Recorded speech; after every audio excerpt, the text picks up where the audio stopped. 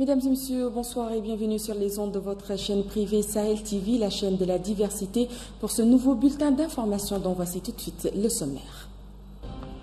Ouverture du sommet mondial humanitaire à Istanbul en Turquie, 135 pays y sont représentés.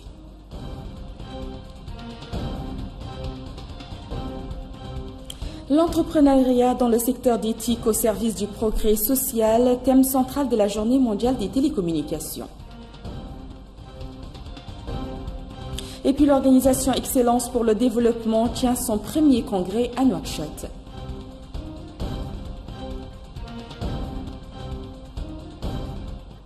Merci mesdames et messieurs de vous joindre à nous. Nous nous excusons de ce retard indépendant de notre volonté. Le sommet mondial humanitaire s'est ouvert ce lundi matin 23 mai 2016 à Istanbul en Turquie sous l'impulsion de Ban Ki-moon, le secrétaire général de l'ONU. Une soixantaine de chefs d'État et au total 135 pays sont représentés ainsi que de très nombreuses ONG et des entreprises privées. L'objectif de ce sommet est de mieux coordonner l'aide humanitaire face aux multiples crises, mais aussi et surtout de remettre l'humanité au centre. L'humanité partagée, une notion que le Saint-Siège porte à ce sommet. La délégation est menée par le cardinal Pietro Parola qui s'est exprimé à la tribune de ce sommet. Célébration de la Journée mondiale des télécommunications et de la société de l'information aujourd'hui à Nouakchott sous le thème l'entrepreneuriat dans le secteur d'éthique au service du progrès social, organisé par le ministère de l'Emploi, de la formation professionnelle et des technologies de l'information et de la communication et de l'UIT. Reportage.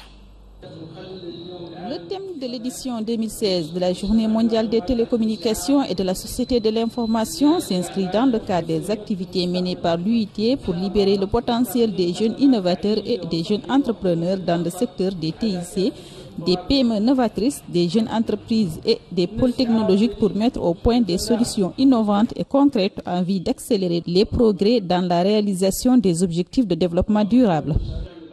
Cette activité rentre dans le cadre de la célébration mondiale de la Journée internationale des télécommunications. Elle porte sur l'entrepreneuriat des jeunes. On a organisé un mini-challenge pour encourager les jeunes dans le domaine des technologies nouvelles, pour encourager un peu l'innovation. Donc c'est pour un peu encourager la jeunesse dans ce cadre-là, pour aussi informer le public par rapport aux technologies nouvelles qui ont vraiment un rôle important pour le développement des TIC au niveau de la Mauritanie.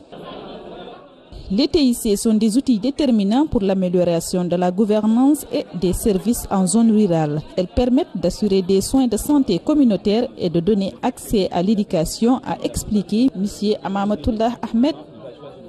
Ces technologies qui ont profondément changé nos modes de vie depuis ces 2 dernières décennies ont aussi apporté de profonds changements dans le domaine de l'éducation, dans le domaine de la santé et dans bien d'autres domaines du développement. Si on prend que ces 2 exemples-là, l'éducation, avec la diffusion de la connaissance, la mutualisation des connaissances, les possibilités offertes à l'apprentissage, que ce soit des enseignants, mais aussi des élèves, la possibilité pour un élève se trouvant dans une contrée les plus reculée du pays à accéder aux connaissances les plus pointues dans son pays, mais aussi ailleurs, à travers par exemple les MOOC, qui sont les cours intensifs gratuits en ligne.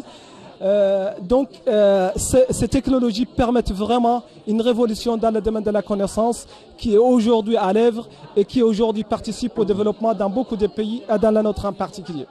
Le deuxième exemple, c'est la santé, et en particulier la télémédecine qui permet une mutualisation des moyens. C'est-à-dire, par exemple, un médecin se trouvant à Nouakchott, si on prend l'exemple mauritanien, pourra faire une téléconsultation pour un patient se trouvant à des centaines de kilomètres. À partir de là, il peut promulguer les premiers conseils, il peut diriger ses patients vers les analyses ou les médecins qu'il faudrait faire.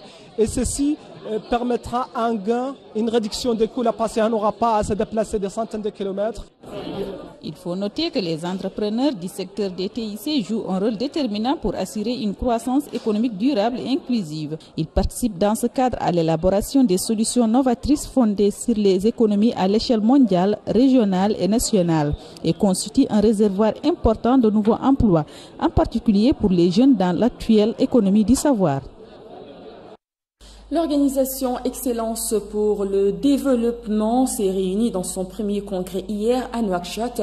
L'ordre du jour du congrès, un exposé sur le programme de l'organisation ainsi que ses objectifs. Le compte-rendu est signé Ali Abbas Cheikh Al-Hadrami.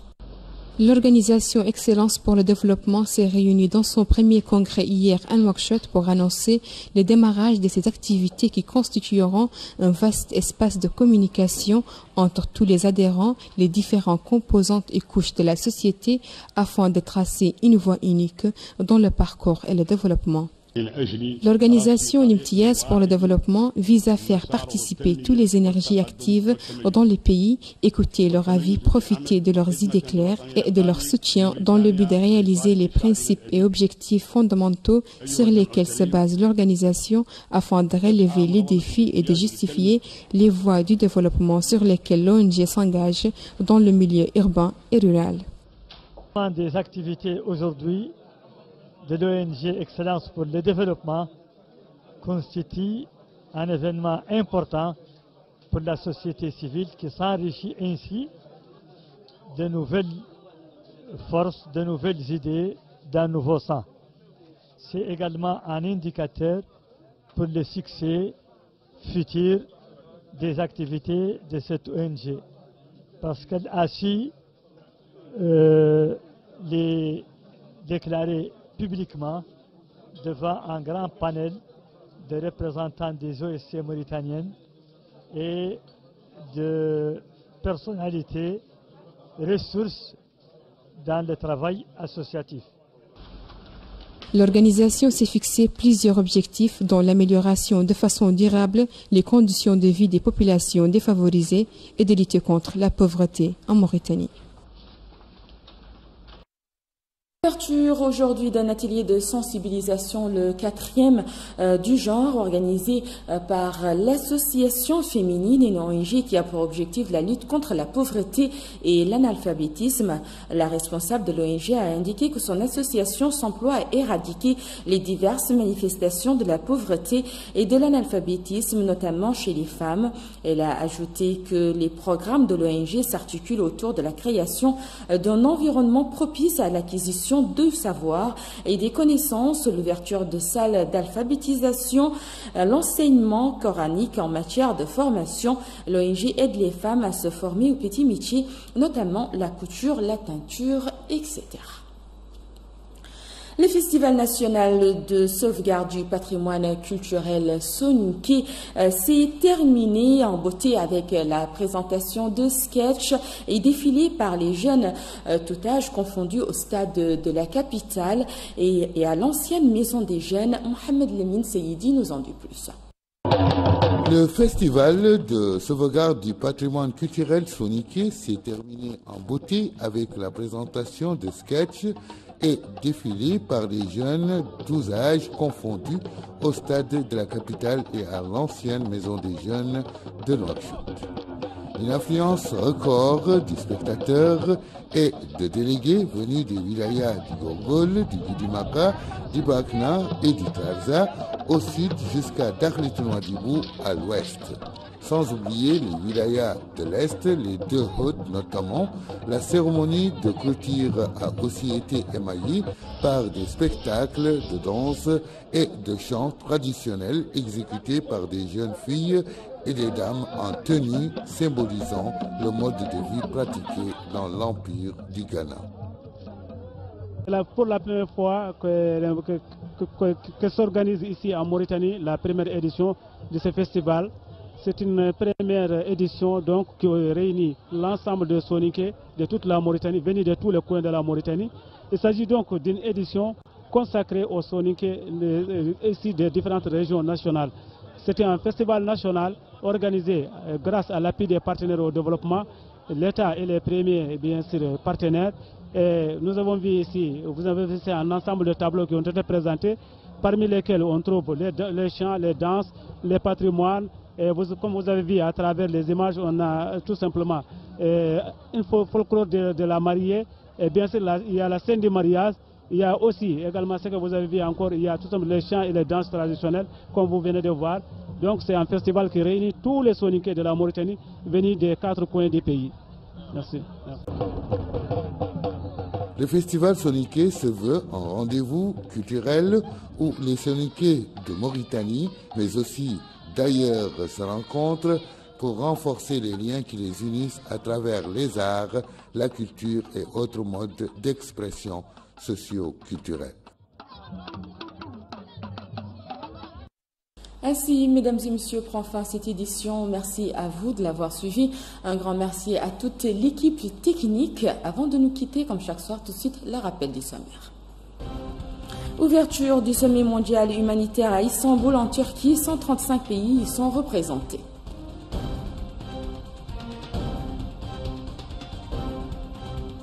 L'entrepreneuriat dans le secteur d'éthique au service du progrès social est thème central de la Journée mondiale des télécommunications. Et puis l'organisation Excellence pour le développement tient son premier congrès à Nouakchott.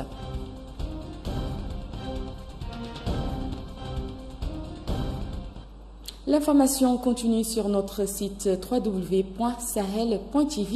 Quant à moi, il me reste plus qu'à vous souhaiter de passer d'excellents moments en compagnie de nos programmes.